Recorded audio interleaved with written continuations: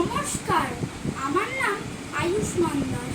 আজকে আমার নিবেদন বিশ্বকবি রবীন্দ্রনাথ ঠাকুরের লেখা নৌকা যাত্রা। মধুমাছি ওই যে নৌকাখানা বাঁধা আছে রাজগঞ্জের ঘাটে, কারো কোনো কাজে লাগছে না তো, বোঝাই করা কেবল আছে কাকে। আমায় যদি দেয় তারা নৌকাটি, আমি তবে 100টা দাঁড়াটি। পাল তুলে দিই 4টে 5টা 6টা, মিথ্যে বলে বেড়াই নেকো হাটে।